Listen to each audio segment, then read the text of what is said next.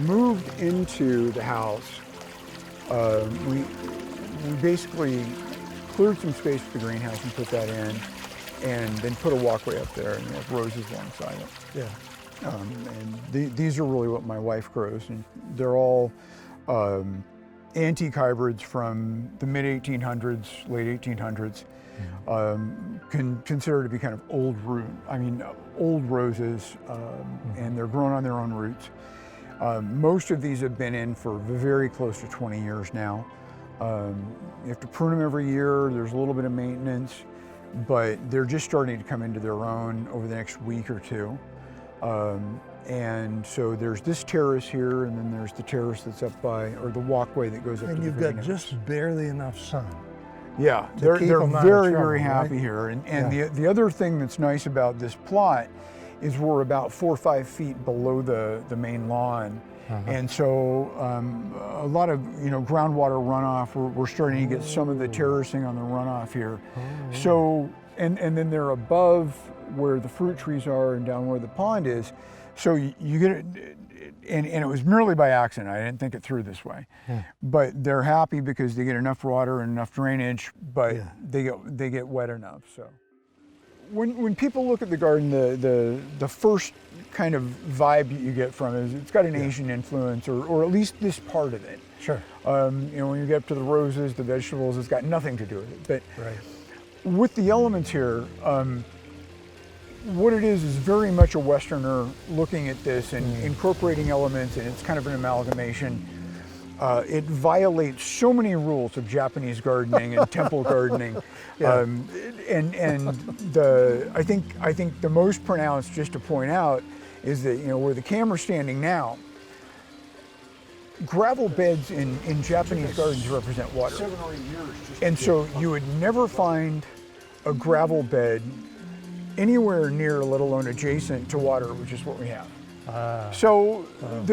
But we like the look of it. We like the way and to our eyes, the way we did it, it's there. But in no way do we make any sort of representation that it's got some sort of authenticity to an Asian ethic.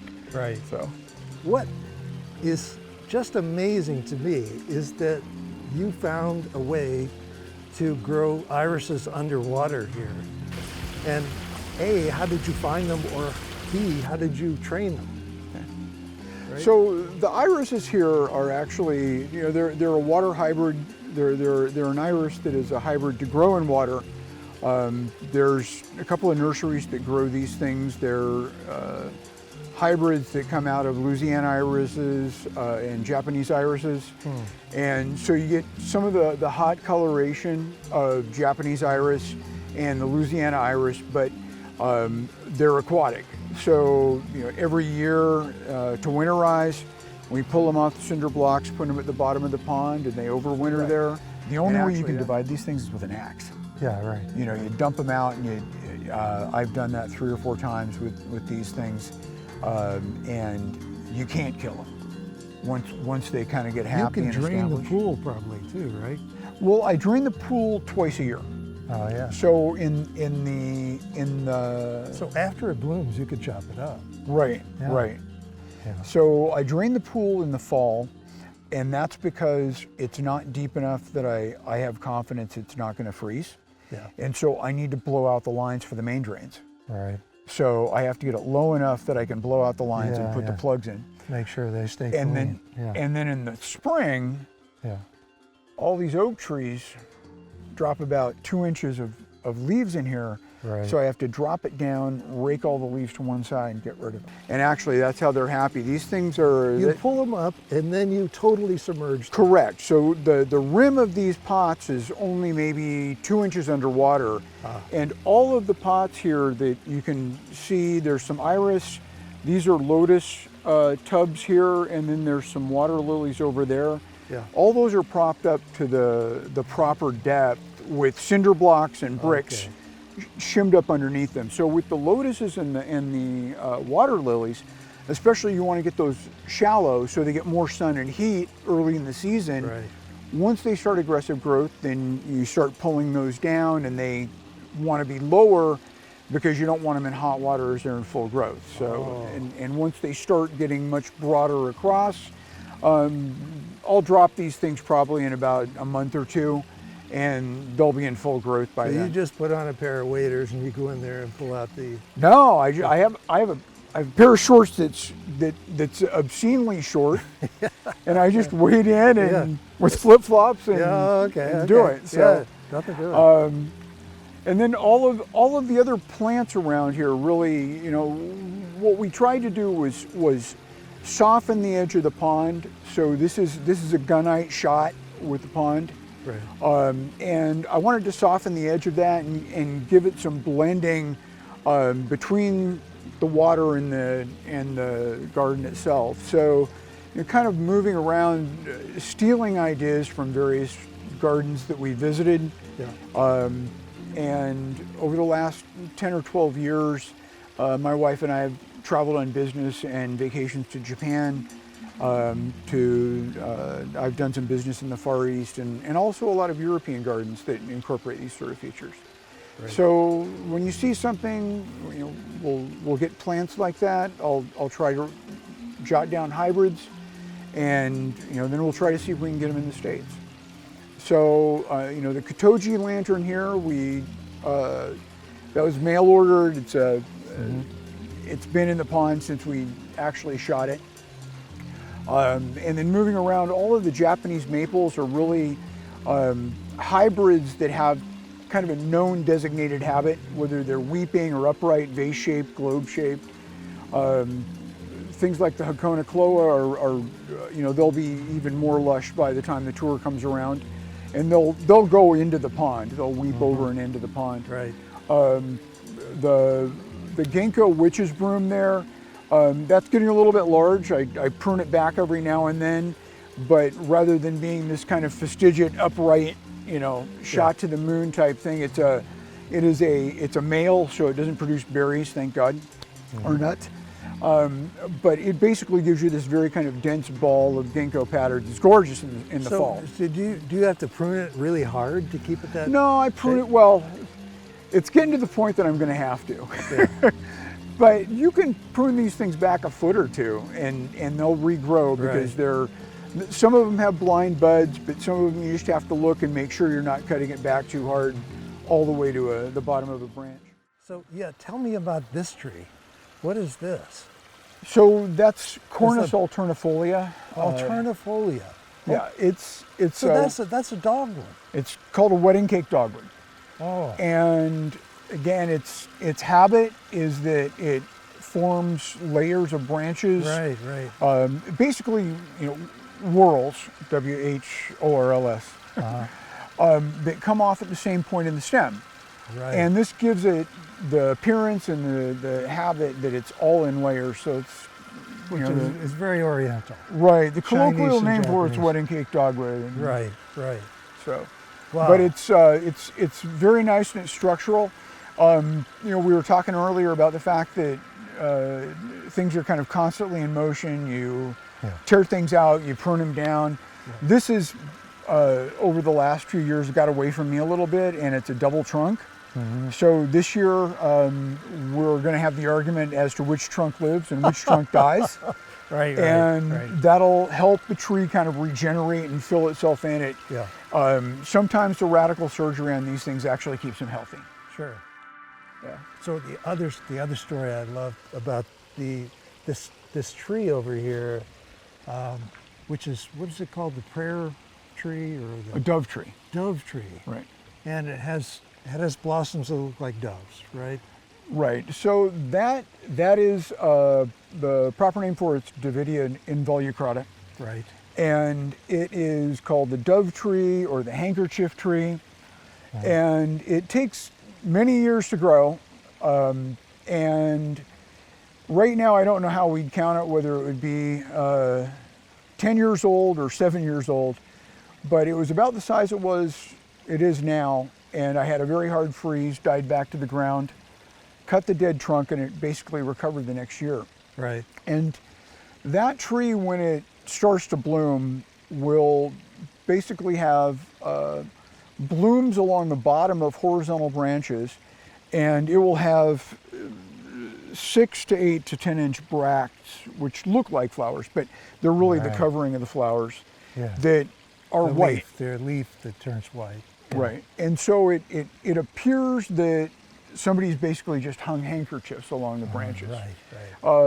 It's a gorgeous tree. I hope I live long enough to see it bloom. But it's one of those trees that you plant for the future, and you're not going to see a lot of quick turnaround. Yeah. So. Right.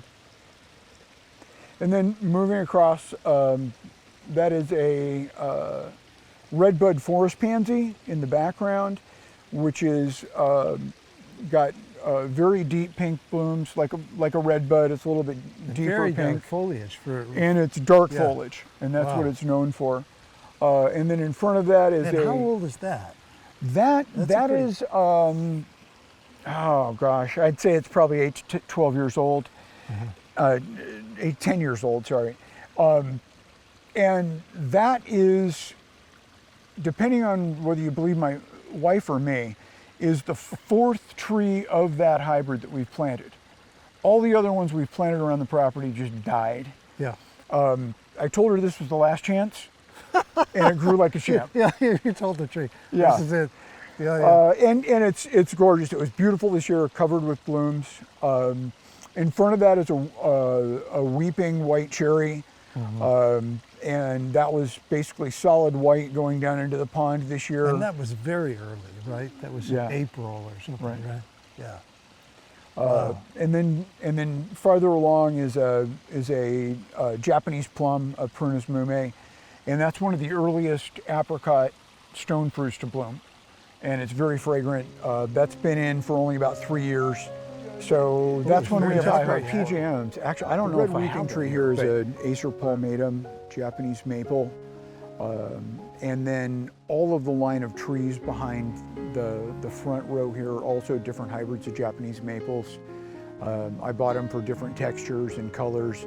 Some of them are in different maturity levels. Obviously, the smallest one in the background there is what's called a salt and pepper leaf, a Kushimo maple. Right behind the palmatum here is a Hakona cloa, which is a Japanese fountain grass, and then a ginkgo witch's broom. I forget the exact name of it, but there's not many out there. Behind the rock is a clumping bamboo, Fargesia nitida, and then in front of the rock is a Hakona cloa all gold. The pink Japanese maple is a hybrid called Shiraz, and then the green tree behind that is the dove tree. There's a clump of Japanese azaleas, a weeping white cherry. Psychotic gardener, that's a great characterization. Your dad. Yeah, that's funny. And so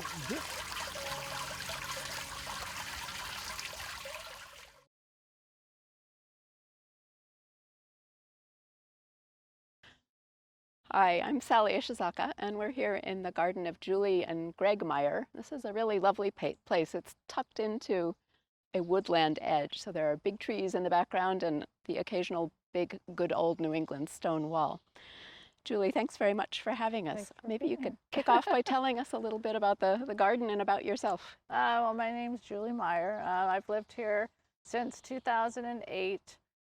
Pretty much the grounds were basically nothing, and we have turned this into a garden over the last, 10 to 12 years. I went through a master gardening program in 2012, so I really learned a lot over that entire time.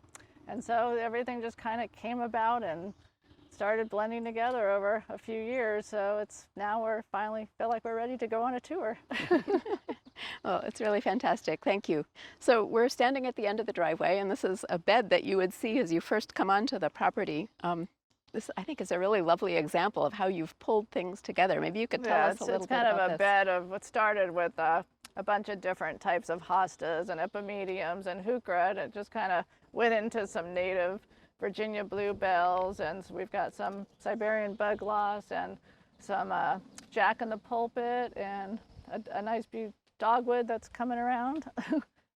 So we've got some Jacob's ladder, and just things have just kind of spread around and turned into like a wild, wild looking garden. So kind of a nice little corner feature. Yeah, it blends together really beautifully, and you've got more of that down the drive here. So why don't we go and take a look at that? Okay.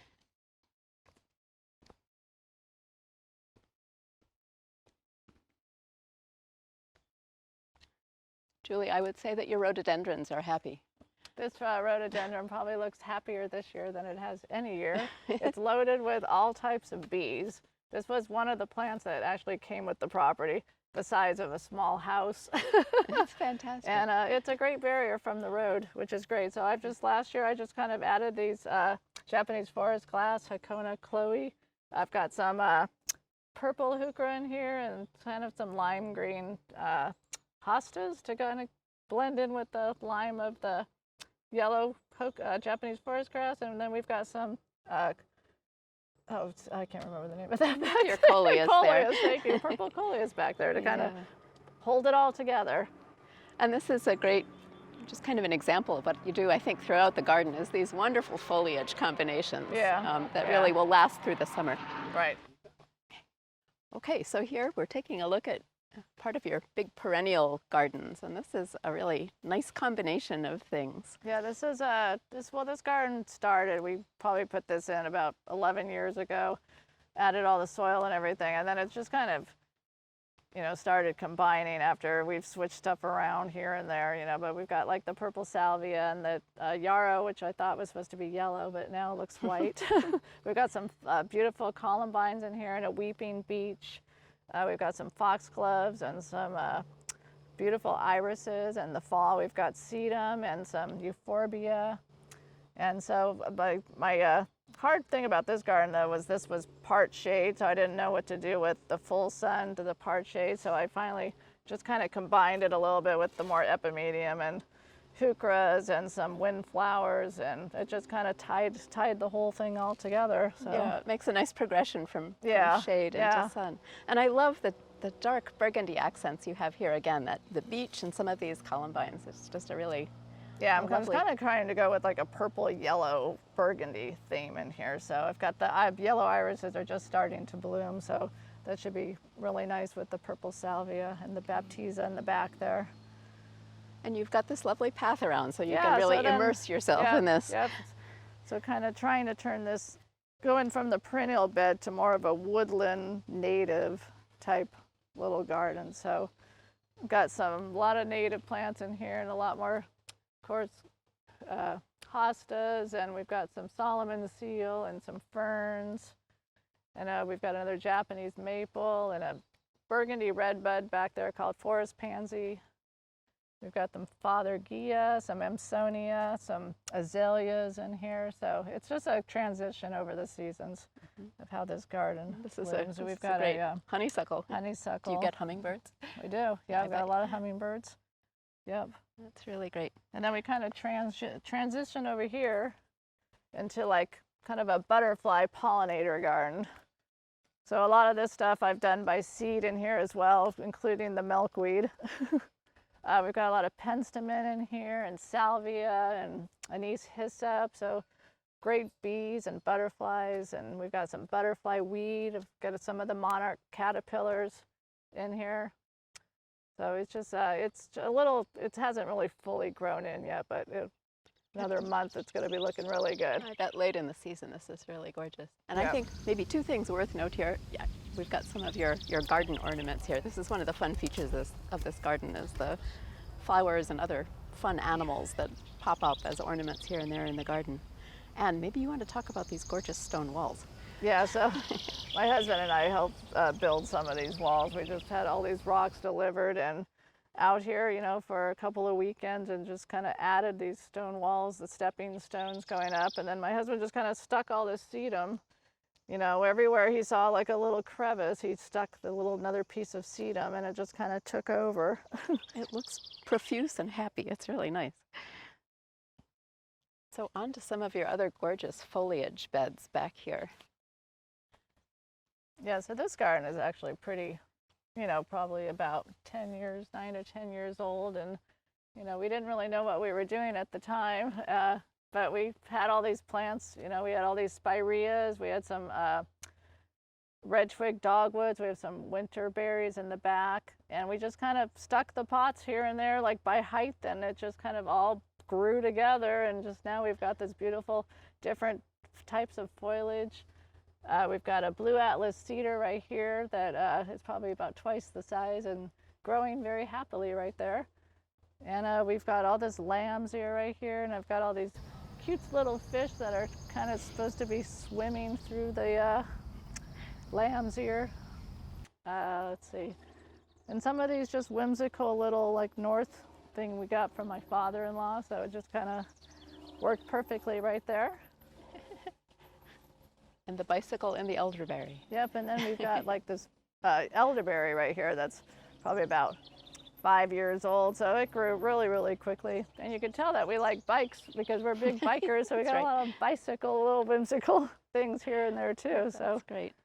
So and this is a really great example of what you can do just with foliage. This is going to look good all summer long. Although I can see you've got an awful lot of buds coming. It's going to have a pink moment in a few weeks. It is. Another week or so. It's going to be a completely looking different garden. Yep. That's great. And then we walk down this way and we kind of enter the backyard a little bit, but we've got these beautiful elephant ears here that are going to get probably about 5-6 feet tall. Leaves are going to be gigantic. We have to dig these up every year. We dry them out a bit. We put them in the basement and we bring them out every spring and we start over again. And so one of my husband's favorite plants, he just loves them. Very tropical. They're fantastic. And I think it's great because people are familiar with overwintering tubers like dahlias, for example, but I wouldn't have thought to try these. They're really, really wild. Yep, yep. And then we come back this way. We've got that beautiful clematis there. I think it's called Cascade. Gorgeous. And then we're just kind of coming down through some hydrangeas that are not in bloom. Another month. So this is really lovely, Julie. Looking back into the woods, do you ever sit in the chair? I haven't yet, but right after this garden tour, I'll be plenty of reading books back in there. That's great.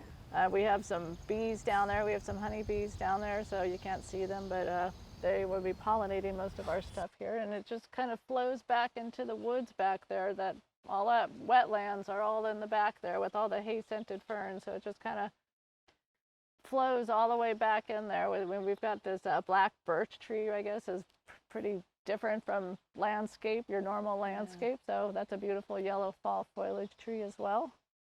Nice and foresty. Okay, and here we have your vegetable garden, which is looking great. So this is just more like our perennial vegetable garden, because we have another vegetable garden over at a farm about 2 miles away. So that's where all our vegetables are. We don't have enough sun for vegetables anyway. So my husband has built all these rough cut lumber raised beds last fall. And then we've got like our strawberries that will be blooming all year long. And then we've got all our garlic in the back there, and then just some lettuce. And then we've got these beautiful hops that my husband loves to brew beer. So there's some IPA hops that are just beautiful in late summer with the flowers. How much longer do they get? How much bigger? He's gonna run another line from like the pole to the tree to both ends, and they'll kind of go halfway down that. So they will get probably another few feet. They like to sprawl. Yeah, they're pretty quick. Yeah, so then we come back over this way, and then we've kind of turning this into like a Japanese garden a little bit. So this is a kind of a newer area with the pea stone path in here. We built all these rock wall paths in here and the beautiful steps that go back up to the front yard. And then we've just got this cute little dragonfly that I got from my father-in-law that we just kind of fixed up and made it work again.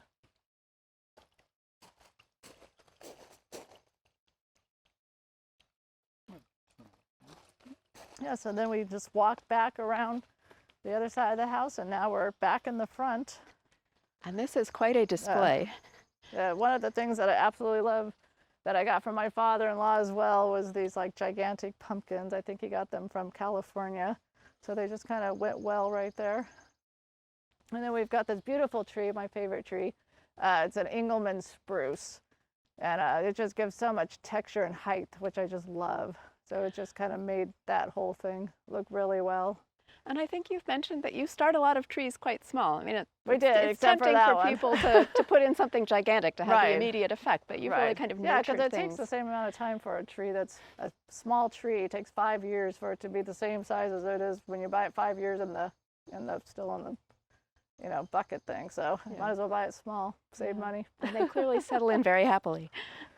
So then this area is all brand new right here. We've just got this huge path installed right here, pea stone path, and we had this huge monolith of a stone installed last year. We wanted something that said something, and my husband thinks it weighs about 2 tons, and it sits about 30 inches into the ground still, so that was quite fun watching them put that into the ground last year.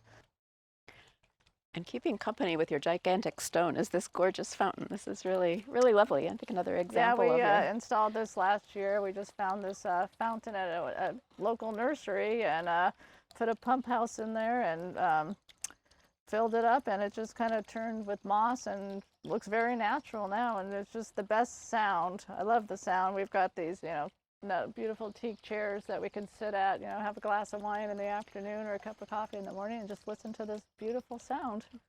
That is really wonderful. Yeah, it's a very welcoming spot and a beautiful garden. Thank you so much for showing us Thank through. you so much for having me.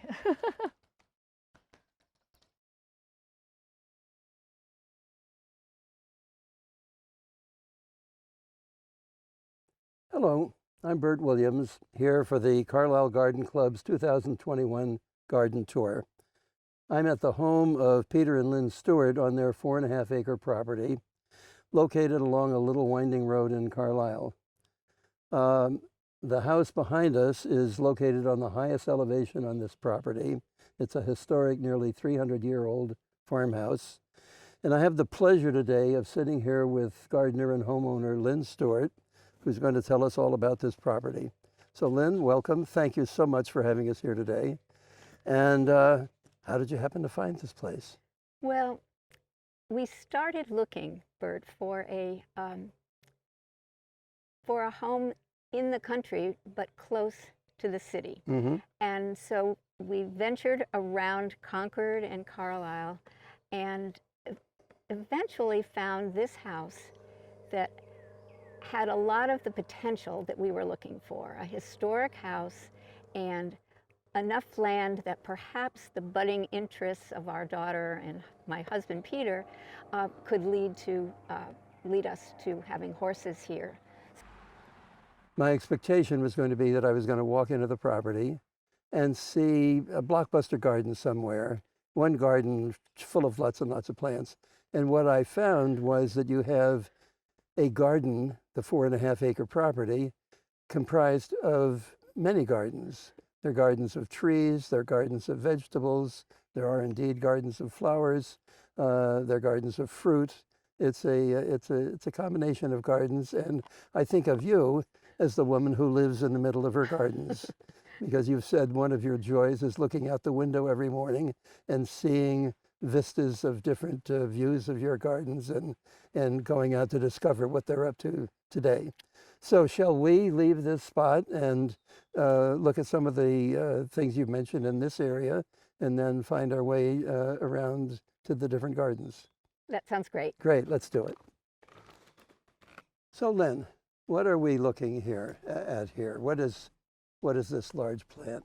This is a weeping hemlock that has been here probably 45 or 50 or more years. Mm-hmm. And if we could see lower to the ground, closer to the ground, we would see the trunk as it winds around and has created this broad tree with the lamppost. I love how the lamppost grows right up through it. I'm asking myself, was the post here first or the hemlock? That's a good question. I have a feeling the post probably came later, when the hemlock was smaller. We've seen the weeping hemlock, what is this we're looking at here? So these are geraniums that are pretty much naturalized in many places. And these are not the geraniums I'm used to seeing. Not the geraniums that you see hanging from a porch, for example. These are hardy in New England, and they serve as a kind of ground cover, so that they save the gardener from having to weed, and that's a good thing. That's a very good thing, especially in our property. And they're easy to pull up and take places, move around. I have some right by the road, that part of the house that almost touches the road, and that's a little hill, so it's a perfect spot for them. And they just lend a happy spirit in the springtime with their pink flowers, and their leaves turn in the early autumn to red. So what's not to like about a plant that offers to serve a homeowner in terms of a ground cover and some beauty and simplicity? These guys are your friends. These are friends, indeed. Okay, so Lynn, here we are in the center of your domain, surrounded with wonders that we will see shortly. But the pergola has got my eye. This pergola, what does it define for you? Well, it defines the western space of this area, which we call the croquet lawn. Of the developed land, and perhaps. it is the developed land coming to an end. The pergola is open, and it's providing a view, many different views. You have both newly given me the concept of the development of what's near, what's in the middle ground, and what's far, and this captures all of it. It does. We've got the little posts here, not so little, the steps, the garden in the middle ground, and then the undeveloped land and the tree line, giving us a sense of depth that I wasn't really seeing before. What we decided we wanted was an evolving plan, because it was really important to us to really get to know the house as far as the renovations that needed to happen in the house, as well as the landscape, so that we understood the landscape that we had and what it might say to us in terms of our planning process. The land talked to you. The land did speak to us, and so observation is really key to understanding the places we are in, whether it's the inside spaces or the outside. The stone walls on the property are important to you. Should we walk over and look at some of them, and let's do the that. garden beds that are around some of them? So Lynn, tell me about the importance of these walls to you. Well, every time I look at these walls, I think of the farmers, their horses. At one point, I'm pretty sure the one that we see here going to the north to our neighbors probably was completely hidden by woods. This was pretty much all woods, very tall pine trees in the land beyond the stone wall here. But you've now got a lovely long garden bank that goes for 70 feet, and then a break into what we're calling the dressage field, where your daughter used to ride. That's right. And then it extends for another 30 feet over there. This is actually almost 50 feet, not quite as long as you just said, but enough to give a lot of space and require some care over the years. So can you start to tell us what we're seeing? Well, here? This is special not because it's full of specimen plants, Bert, but because it reflects plants that we love or have connections to in so many different ways. For example,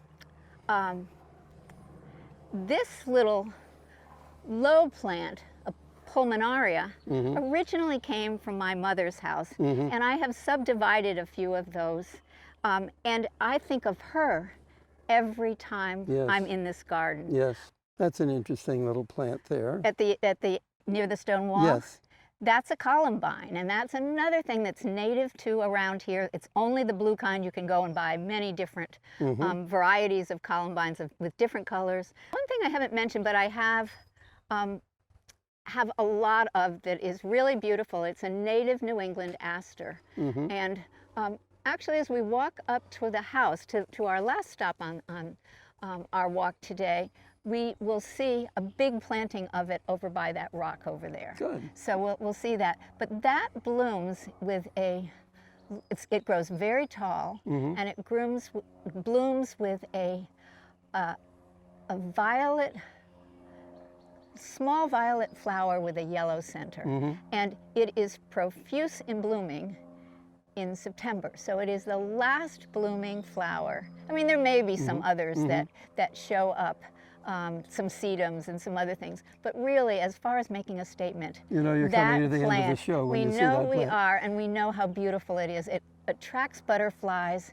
It is just a dramatically beautiful and easy to grow plant. And I've shared it with many friends. That's the other thing about gardens. You get plants from friends who share them. And we just gave a lot of daylilies, some asters, to a good friend who then turned around and planted them with his family at his new property. That's lovely. Well, these are the asters that are native, that bloom in September. And here is one large clump that just loves this location and loves the locations down by the garden. So I have a number of them, and they've been first shared with me and then shared again with other friends. They're a great New England plant. So here we head some more granite steps. Yes. And through here, I love to feel these in their early growth. And did you say the children love to hide in these boxwoods? And there are children that love to hide. Now tell me about these plants here to the right. So these are, you can see that they're budding. They should be blooming by next week. These are peonies that were here when we moved. So we know they're older We know than 35 they're at years. least 70 years old. And they could be a little bit older. And when I first saw these about 2 weeks ago, there were just a bunch of little thin stalks with no leaves, no anything on them. And then now they're just about ready to pop. It's amazing to think of a single planting being this old. Yeah. But then again, you see them with the trees. And surviving year after year, buried under construction material as you renovated the house, and surviving and thriving. That's right. And you've said that the plants tell you where they want to be. Yes, and they love this location. Yeah. So don't fight the Fed. Tell us some stories about these little Johnny jump-ups. Yes, indeed. These Johnny jump-ups are native violas, and little pansies really is what they look like. And they're, I think, almost always the deep purple or the lighter purple and a little bit white colored. And they jump up lots of places. They grow where they want to grow in a stone wall, and they grow happily here. And then they're growing in the lawn that we just came by. So Lynn, in our final minutes of this recording, what do we want to leave with? What is it? What has all this meant to you? What have you learned from it? What have the plants taught you? What have you done for them? Do you have any thoughts for us? I do, and I think for starters that the notion of discovery that nature brings to us, that if we look closely, we find amazing things to learn about plants of all types and sizes. And I think we also begin to think about and know how we can make a difference in the environment, supporting it. So that's been important to us. Basically, all the lawns we have here get very little water except from nature, and we're finding ways to keep that happening, partly by growing trees and again listening and observing nature, so that we have a rich landscape, but we're also protecting it by how we work here. It doesn't get any better than that. It doesn't. And I think on that note, we end this recording. Thank you so much. Thank you so much, Lynn, and your husband, Peter, for having us here today and showing us this wonderful garden for the Carlisle Garden Club 2021 tour.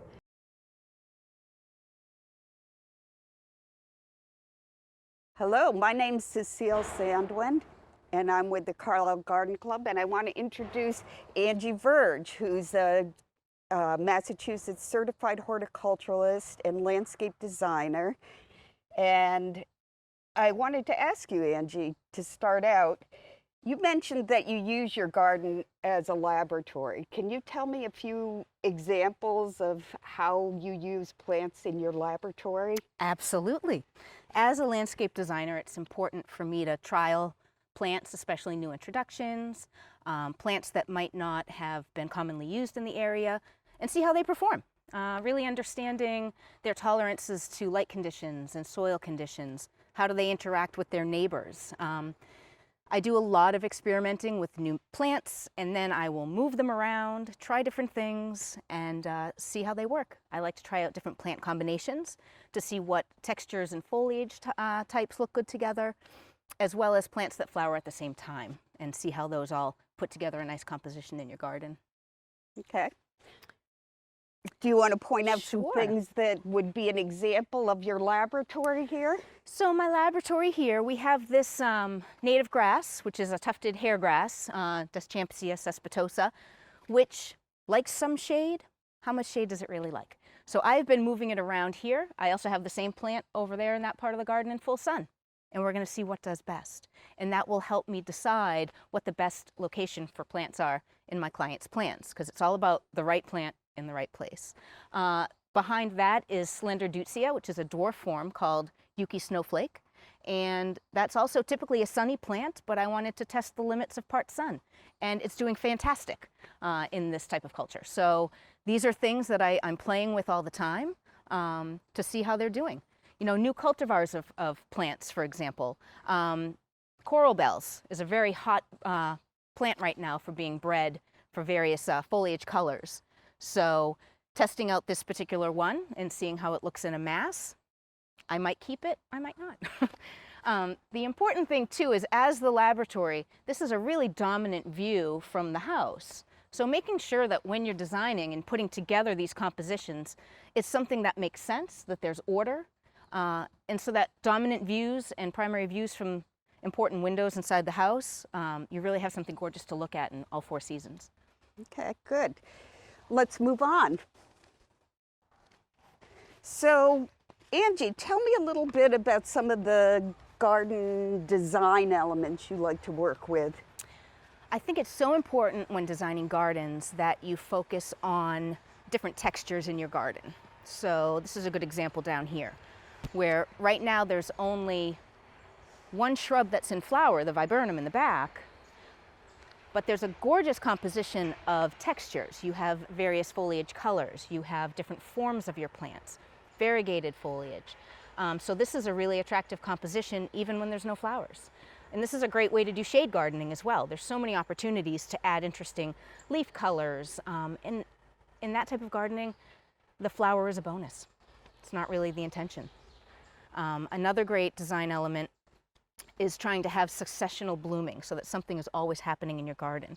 Underneath this witch hazel is a great example. You might see some of the older daffodil foliage that's dying back, and as that starts to die back, I had some creeping phlox that came in May, and that flowered. Now that's dying back, and the Amsonia blue stars are coming in to hide all the foliage. So always having something going on and thinking about how you can take the next plant to kind of cover up last season's plant. It's an interesting way to always have something exciting and colorful in your garden. Great, thank you. Shall we move on to the next area? Absolutely. Angie, one of the combinations I notice is what you do with these beautiful pots. Can you talk a little bit about that? Yes, I love doing seasonal containers. I switch them out a few times a year to represent the season and what the flowering plants are of that time. There's a wonderful bumper sticker I picked up years ago that says, "Friends don't let friends plant annuals," because I think it's just a better value in your garden to be planting perennials and things that will come back repeatedly. But annuals definitely have a place, especially in seasonal containers, because they're going to give you that instant, you know, season-long flower and bloom. So I do a little bit of both. So I'll have annuals in my pots, but then, for example, in these, I bought some dwarf petite knockout roses to use as my centerpiece.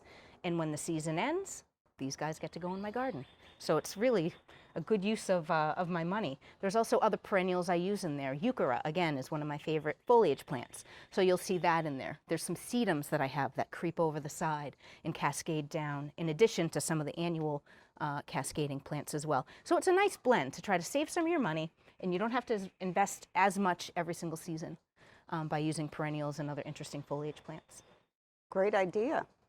So tell me a little bit about how you create a vignette and what some of your governing principles are there.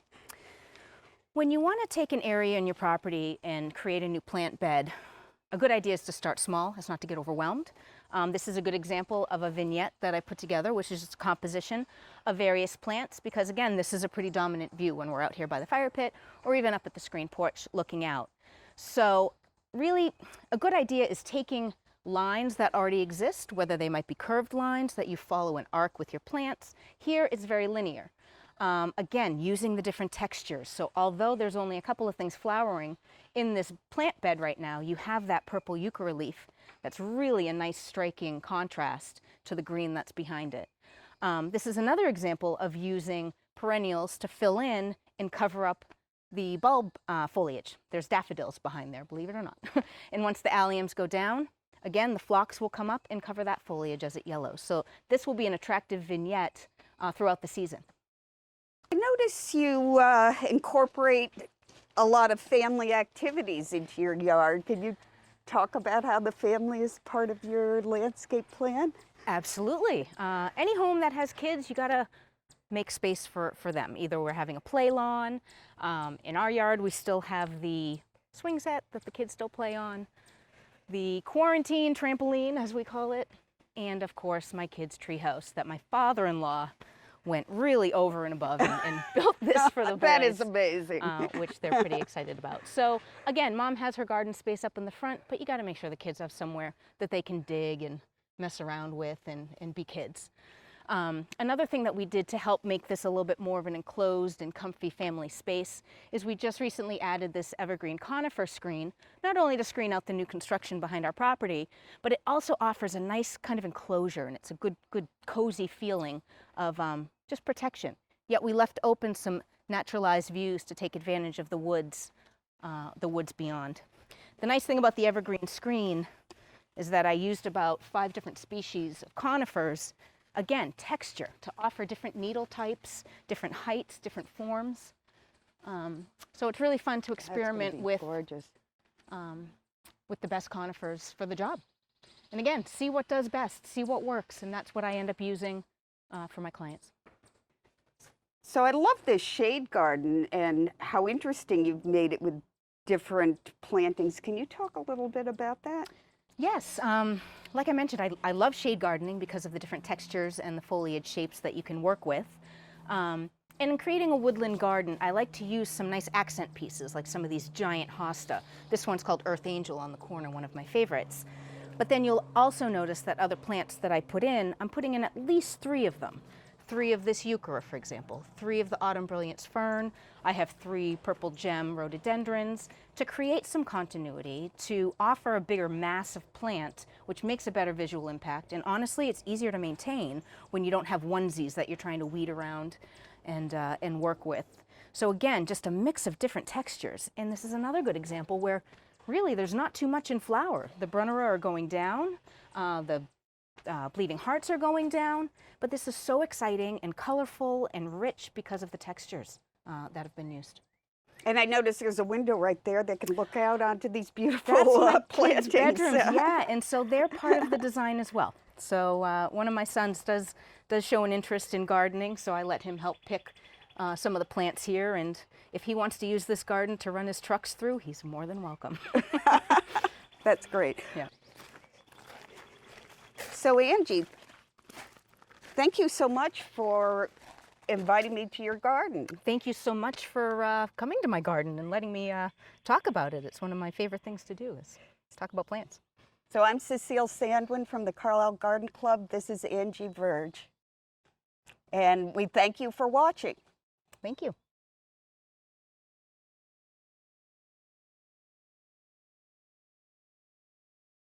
Hi, my name is Debbie Bentley, and I'm here with Kathy Ballas, who has her garden in Carlisle on the garden tour this year. And she is also the president of the garden club for next year as well as this year. Yes, I am. And we're here to wander around her beautiful garden and explore the different aspects of it. Okay. My garden, I started gardening when I became a homeowner because I grew up in the Bronx, so not a natural gardener, although my grandmother in Long Island had a garden. That was something. I started gardening as a way to keep my kids entertained, so they were much happier outdoors than indoors. And this was one of my kids' favorite spots to hang out under this tree, like behind the shrubs, and just sort of play in this kind of hidey hole between the rocks. And my kids love to eat things in the garden. And of course, obviously I told them what was poisonous and what wasn't, but I started planting more things that were edible. So some of the things that we have are like wild strawberries for a ground cover. And they found, wild blackberries that were basically planted by the birds. Solomon seal flower buds, which are edible. Violets, they learned were edible. Some other things. My gardening style is more organic. It's not like this was formally planned, but as I got better, I learned to contrast, textures, like a fine leaf texture with a broad leaf texture, and putting, tall plants in the back of the short plants, some pretty obvious things. So when did you do your master gardening course? I graduated in the class of 2009. All right. But I was already, a pretty experienced gardener by the time I went for the master gardening certificate, which was probably the case for a lot of my fellow classmates. Every now and then you'd have somebody who was new to it, and right. it was a rough ride for them, but they got up. So then we just, had some rudimentary foundation planting when we moved into this house. And I just sort of kept buying plants and then coming home and saying, where do I put this plant? Yeah, that expensive syndrome sometimes. Yes, and I would add to it. And my mother-in-law, because we bought this house because it had a mother-in-law apartment, and she moved in, and she was also a gardener, and she brought a bunch of plants from Pennsylvania, and she started planting things also. And so it was a bit of an experiment to see what worked here and what didn't then. Yes, and most of the things that she brought work, and she'd bring something and she would divide it, and then the next year she would divide it again. So we had this exponential division of plants, which is why there's coral bells all over the place, because these all came from Pennsylvania. All right, that's lovely. It's a lovely way to remember her now. Yes. No, she was, she loved to spend time out in the garden, and she would help me a lot. And I think when she passed away, and a year or two afterwards, wow, she really did a lot in the garden, because there's some parts that have become somewhat unkempt since she passed away, unfortunately. Yeah, you can only do so much. Yeah, and so I try to plant a lot of ground covers underneath my plantings so that it sort of takes care of itself. It's just like a little slight weeding you have to do. You do have to be careful with the ground covers because some have more aggressive root systems than others. Right. So sometimes you can swamp some of the plants that you're trying to just keep weed free. So that's, as most things with gardening, is trial and error. So we can walk. This is a Fothergilla, a native plant, really good fall color. It has some spring blossoms that are fragrant, that are like white puffballs, but this was a replacement for burning bush. This is a witch hazel, which is doing pretty well. A little bit of drought earlier this summer, but this is, I want to say this is kind of a shade. It's morning sun. We have lots of hosta, some hellebores, Japanese painted fern, the dwarf crested iris, which is native. Right. Some things that have invaded, like the bleeding hearts, are they just reseed for me everywhere. And they could probably stand to be cut down by now. Some lungwort, the wild strawberries, again, this is just, at this point, it's a ground cover for me. How do you cope with the deer? Well, I'll spray liquid fence earlier in the season. It's good to spray it early when the fawns are still establishing their eating habits. Right. Sometimes the deer just come, you know, and the front yard is not protected, at least not yet. The backyard has this fence, which I grant you would not stop a determined deer, but since a lot of the neighbors don't have fences, they kind of stay away. So yes, it's easier to go elsewhere. So now we have very artfully done some twine up my husband's lovely ham radio antenna, where I have clematis climbing up, because this clematis was really too vigorous for this fence. So I'm sort of hoping they're going to go most of the way up. And I have some moonflower vines. So you'll be able to see this from our porch, because we spend a lot of the season on the screen and porch. And this is a David Austin rose, Jeff Hamilton, which sadly is mostly past its first flush of bloom, but it will bloom again later this summer. Bee balm, which might be a little bit vigorous next to this rose. I might have to move this one. Some phlox, a really tough chrysanthemum that again, this comes from my mother-in-law. This will bloom and comes back every year, like a nice orange daisy. Oh, lovely. Some daylilies. I think this is Happy Returns, a nice sunny yellow. Oh, these are looking lovely, these roses, aren't they? This is the Pilgrim. This is another David Austin rose. I think it's a climber, a little bit more vigorous than I was expecting. My daughter and I managed to struggle it inside this obelisk, but I think I might have to find a better structure for it. You might have to find a bigger one now. Like an arch or something like that. Some creeping phlox I put in here, some dianthus. This is Amsonia I planted for fall color. Well, a lot of this has all-season color, because you've got the chrysanthemums coming through. It's beautiful. Yeah, I mean, the roses are here because of the sun, but I have a lot of daylilies and things because we have the pool here, so I like to see flowers during the summer, too. This is a native clematis, Virgin's Bower, interspersed with a honeysuckle. This is a very vigorous honeysuckle, a native one that has red flowers that the hummingbirds come to reliably. Okay, so this strip was the first part I dug up initially because it was obvious thing to plant. It had good sun, and my mother-in-law, I used to share it, and her edge would be very straight and orderly, and mine was a little bit more wild and woolly.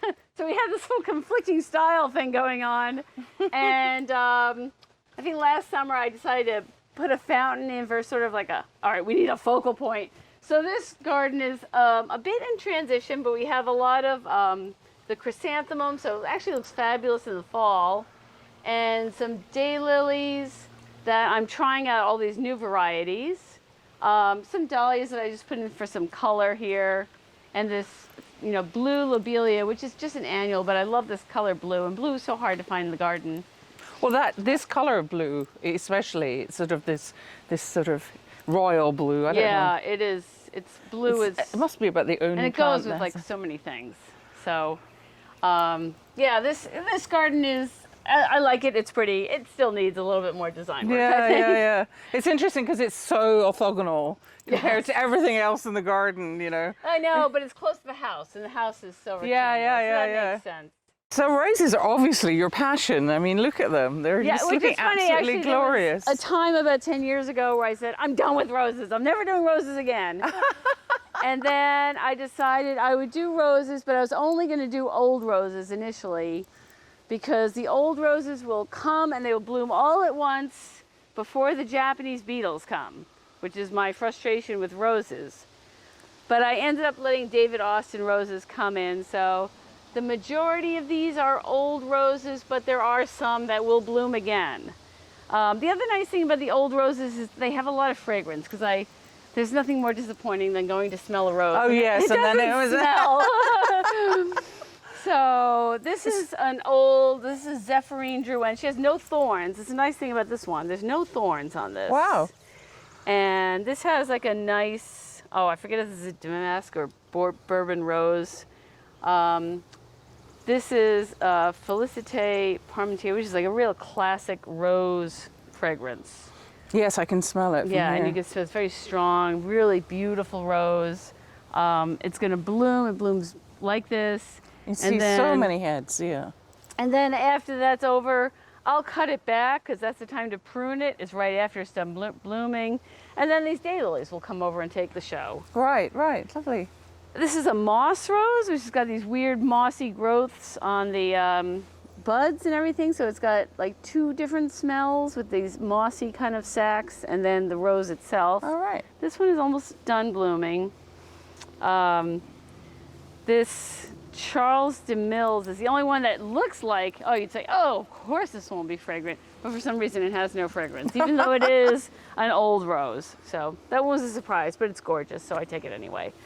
Belle Isis is another one that has, it's a lovely, adorable little It's like beautiful. cabbage type rose. New Dawn is a hybrid rose, so this one will keep blooming. This one is all over Nantucket, like on the trellises and everything. Vigorous rose. Anyone can grow this rose. My mom grows this rose. And one year I came back and voles had chewed all the canes and I had to prune them all down to the base, and it came back with these new vigorous canes. So if you want to grow a rose, you're like, I can't do roses, you can do New Dawn. And it's got a beautiful perfume as yes, well. it has a nice tea rose fragrance. So this is the only planned part, you said, This of is the the only planned part, although I have to say it was modified from its original plan. This is the white garden or the moon garden, which the idea of the moon garden is that the white flowers will reflect the moonlight. Right. And white gardens are also typically supposed to have like a silvery or white foliage. But since this garden, especially since it was planted, gets quite a bit of shade, and a lot of silver foliage plants require a lot of sun, so it's sort of it's transitioning. But we have these hydrangea are Blushing Bride, which are white, supposed to be tinged pink, but with my soil they end up being tinged a light blue. All right. Well, that's quite pleasant. And then this white potentilla, this white antique rose, Madame Plantier, and it's still got quite a few roses going, and then it's going to need a pretty harsh pruning back because it's obviously outgrowing its space a little. And some white creeping phlox, which is past, a white stoichesia. This is a white gas plant, which is unfortunately just a little bit past. Very long-lived plant. White flowered clematis, which is got these huge, like almost fake-looking blooms. Some other white hydrangeas that will be blooming soon. White anemones. Is that some sort of bamboo or something? What's this one in the background? That is Veronicastrum, which is actually going to be a pale lavender bloom. So that sort of breaks the rules of the white garden a little. Sort of like the daylilies, since there are no true white daylilies, they're like near white. It's more of a cream. And the Cosmos, all white. And the Dianthus that I bought was all white, but obviously there was a red one in there. And I wasn't going to rip it out just because it didn't abide by the rules. And you've obviously got some self-seeding in there too. Yeah, we've got some self-seeding. The columbines, they don't care when they come back up. The white phlox when it comes up, it'll be all white. These peonies were white. I would have thought that these guys would have lasted a little bit longer than they did. It's been really, really rainy this week. These iris are Immortality, and which they should rebloom. I should have another flush of iris bloom later on in the season. And the white daisies, and this is a white clethra, which will be very fragrant a little bit later in the summer, which is wonderful. Very nice. And then a somewhat white mottled heuchera, but with those nice little red flowers. And I'm not going to cut off the red flowers because I like flowers. It's lovely. I love the variated leaves. So, but it was, I think I must have been reading some book about Sissinghurst. And I said, oh, white garden, that sounds nice. So let's do that. So I'm usually a big lover of color, but I decided I think I would just try at least one white garden. Right. This is my attempt at a silvery white garden. And yeah, it's a little interest for me. And I have a moonflower vine growing in there, but I'm going to have to get some sort of trellis for it to grow up. So those will be those big white flowers that will open up in the evening. But that's an annual vine. Right, but it's a lot of fun when you get one. All right, great. Well, thanks for all these tips, and I'm very jealous of your garden. Oh, well, thank you. I enjoy spending a lot of time in it. Well, thank you very much.